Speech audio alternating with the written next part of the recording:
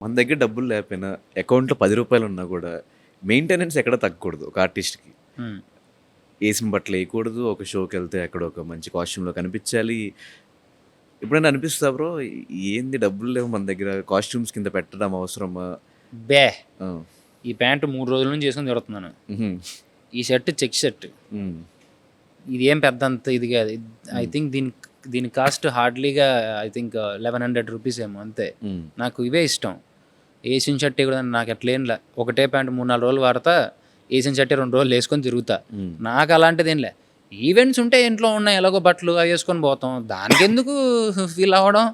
నాకు అంతేం లేదు. చెప్పులు అయ్యే చాలు. నేనేం అంత ఓ ఫ్రీకేం గాదు. నాకు ఇష్టం కొనుక్కోవడం. షర్ట్స్ చిన్న చిన్నవి నేను కొనుక్కుంటాను అంతే. నేను ఎక్కడ ఖర్చు పెట్టుకోవాలో అక్కడ పెట్టుకుంటా. ఎక్కడ పెట్టకూడదో నేను ఆడ పెట్టను. నాకంత ఫీలింగ్స్ ఏం లేవు. హ్మ్.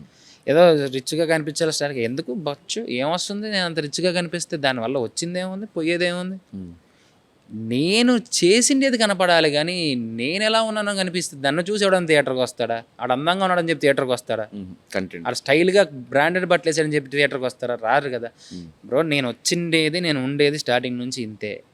అయ్యే జీన్స్ ప్యాంట్లు, అయ్యే గల్ల చొక్కాలు. నాకయ్యే ఇష్టం. నేను అలానే ఉంటాను తప్ప, ఆ జాకెట్లేసి నువ్వు ఎప్పుడైనా చూసావా? అవేవో ఉంటాయి షోల్డర్ ఏవో కింద లూజ్ లూజ్ ప్యాంట్లేసి. నాకు రావు అయన్నీ. నాకు అవి అచ్చు రావు. నేను ఎయ్యను. హ్మ్. నాకంత స్టైల్ ఆఫ్ ఫ్యాషన్ నాకు లేదు. తేజు అంటుంది ఈ పూల చొక్కా వేసుకోవచ్చు కదా వేసుకోండి నేను అది ఎప్పుడూ చెక్ షర్ట్లే అది ఆనందంగా ఉంటుంది, చాలా బాగుంటుంది, చాలు. I never go on the style.